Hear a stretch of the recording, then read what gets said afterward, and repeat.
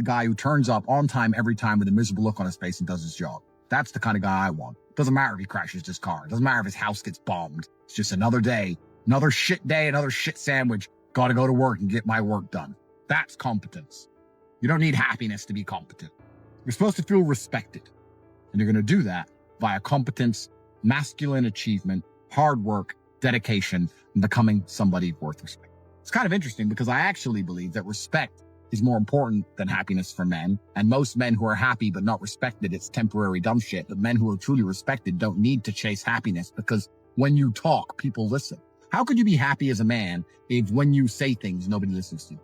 You say X and your wife ignores you, your kids ignore you, and all the men around you laugh.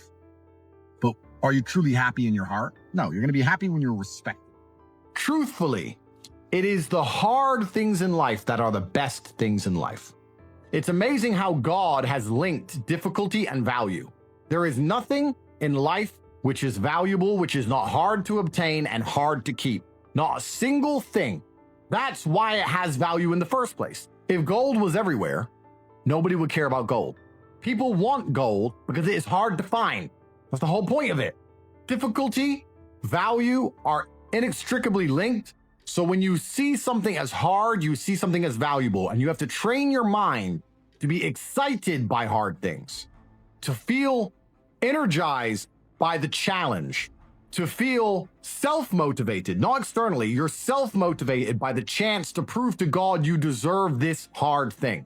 And the most beautiful thing about difficult things is that it deters a large contingent of the populace because most people are not ready for hard. When they see hard, they quit. When they see hard, they make excuses for why they don't want it anymore. They cope. When most people see hard, they shy away from it, which is extremely important because you only want the things you want because other people can't have them. You want that girl because other people haven't had her. If everyone's had her, you don't want her. You want that car because other people can't buy it. You want to do what other people can't do. This has been the basis of masculinity since the dawn of human time. The Egyptians built the pyramid because it was hard, so that when people saw it, they knew it was hard to do because others couldn't do it. Men wanted to be the first people to sail the 7 seas and risk their lives, to cross Antarctica and risk freezing to death, to be the first person to do it so that everybody would say, wow, I bet that was hard. So people used to wake up and think of hard things they could possibly do. They'd wake up with a very fine and normal life, just like you are. You wake up, you have a bed, you have food, you're not freezing to death. You probably have a woman who texts you back. Your life's fine, right? Some men are okay with that. Some men think, what is something hard I can do from here? In days of old, they would say, here's this unexplored land. That looks hard to get to. Let me take the risk so that my name is remembered. You should feel fantastic when you're given a challenge. When hard is put in front of you, you should say, finally, God, finally you've given me something difficult. My life has been too easy for too long. I'm too capable to live such a meager existence and simply survive.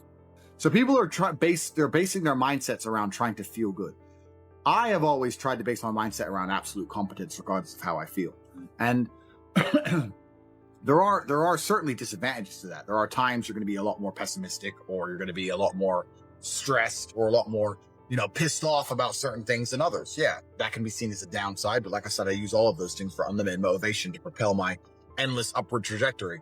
But if you construct a mindset that allows you to be as competent as possible, as opposed to feel any different or feel better, then you're going to naturally come to the conclusions I've come to. You're as competent as possible if you believe you can affect absolutely everything about your life. You're as competent as possible if you believe absolutely everything that's happened to you, whether good or bad, is completely your fault. You're as competent as possible if you believe the bad things that happen to you are going to allow you to work harder and become even better. When bad things happen to me, the first thing out of my mouth is good. Good. Andrew, they took $10 million out of the bank because they canceled you. Good. Good. That's just my response. Good. Andrew, this happened. Good. Good. Good. Now I'm really pissed. Good. This mindset I've constructed allows me to be as fearsome a competitor as possible. It allows me to be a feared opponent in any realm of human endeavor. And that's the point of a mindset. Why would you have a mental model or a mentality that made you anything less? In the ultra competitive world that we've just discussing that everybody wants the things you have, why would you absorb information or construct a mental model that doesn't allow you to be as competitive as possible? I am a feared competitor in anything I do. Anyone who's up against me at anything is going to feel a degree of nervousness just because it's me. I get asked all the time, well, what do you feel? Or what about happiness or depression? That doesn't even, how I feel doesn't cross my mind. I don't know how else to explain it. There are days where I'm pissed off or sad or happy. It doesn't cross my mind. It's just like, I woke up, whatever mood I happen to be in, I have things I need to do. It's a busy day. Zuby's here soon. I need to go training before he gets here. I had a meeting with the bank at 7:15 a.m. I have shit to do. Like, I didn't cross my mind if I was happy, sad, excited. I just had to work. So I think my mental model, to a degree, I'm certainly not a person who doesn't feel emotions, because we're all human. I certainly do. But I've never prioritized them in any regard. I haven't built a mental model that affects, I haven't put them in the middle of my mental model and then affected my actions based on how I feel for each one. It's absolutely and completely the opposite. I would love to do a podcast on a day where I'm particularly sad and a podcast on a day when I'm particularly happy. And I guarantee you wouldn't be able to tell the fucking difference. So that's what allows me to be competitive, right? Because if you're competitive, if you want to be the most competitive predator on the planet, you have to be able to hunt in the day and the night.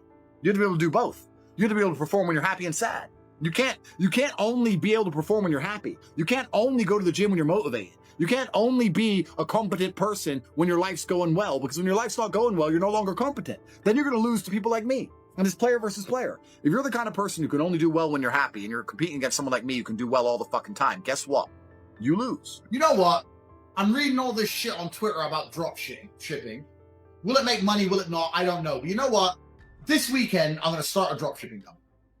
If you actually say it, and then you're like, okay, well, I've said it now, so I have to do it. Saturday comes around. Even if you don't want to do it, even if you're not in the mood, whatever. But because you found the motivation to previously say it, and you're not the kind of guy who lies to himself, you're not a coward.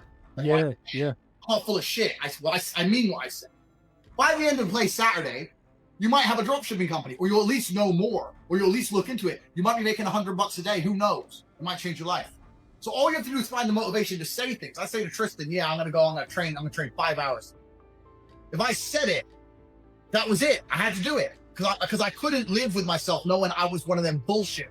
You could be depressed for X, Y, Z, whatever. I'm not depressed. And I want the money you want, and I want the girl you want, and I want the status you want, and the car you want, and the house you want. And I'm going to get it, and you're fucking not. And that's the bottom line of life. If you gave that guy that stuff, he probably wouldn't be depressed. Well, he's get up off his ass and work then, doesn't he? And this is the point. He probably would, because he wouldn't have a direction in life. I think it's a very empowering message that you share.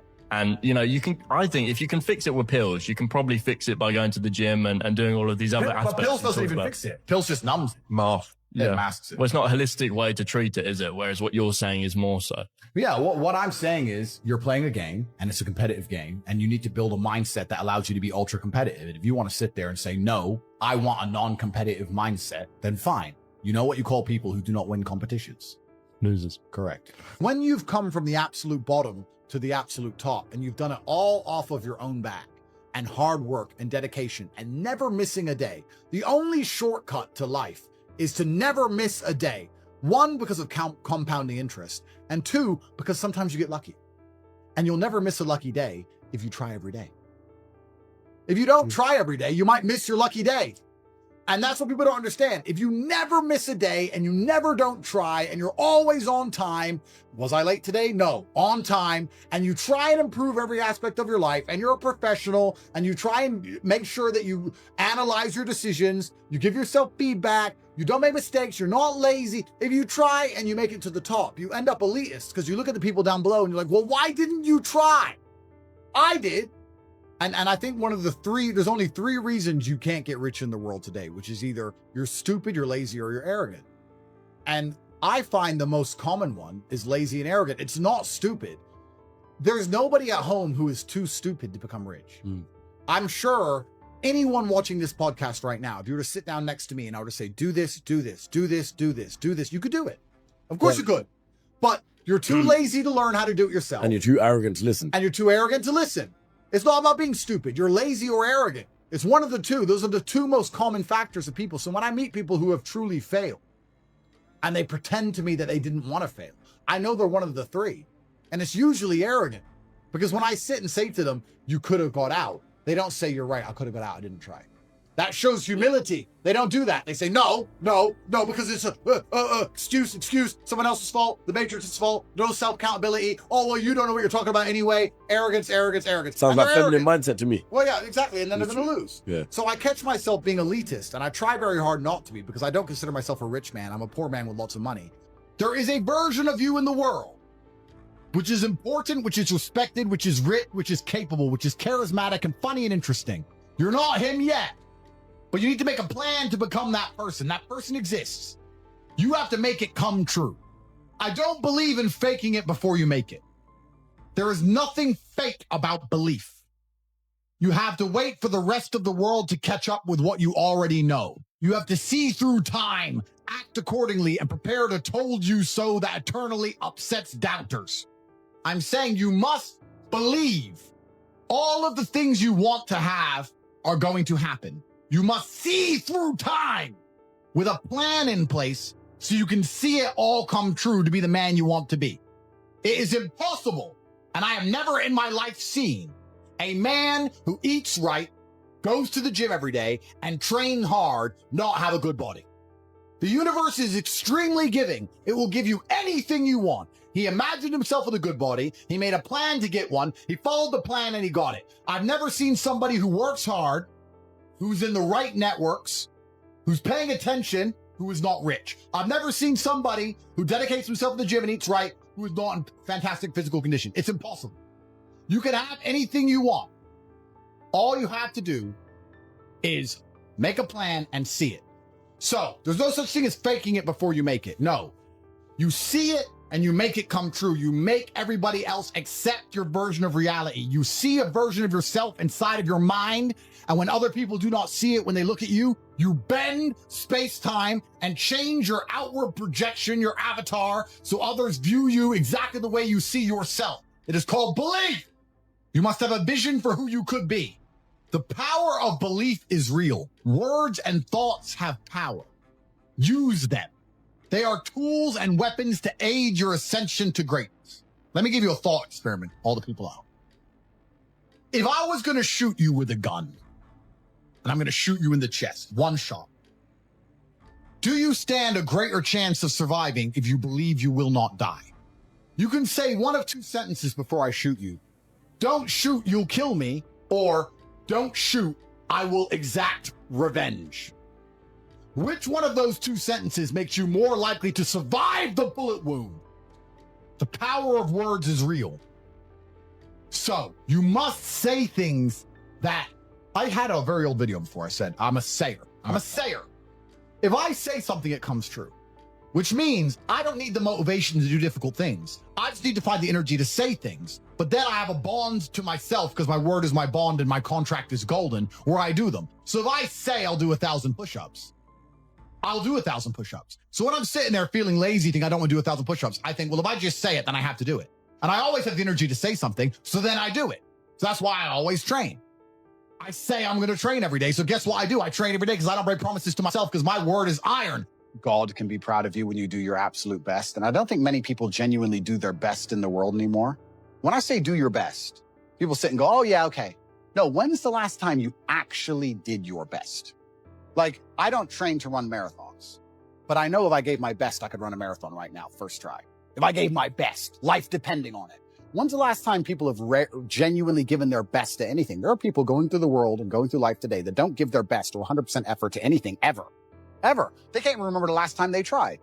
So when I'm sitting in a dungeon, or I'm sitting in a Romanian jail cell, I understand that it is a chance that God has given me and my ancestors are watching for me to do my absolute best and to show to them that I am the man I say I am.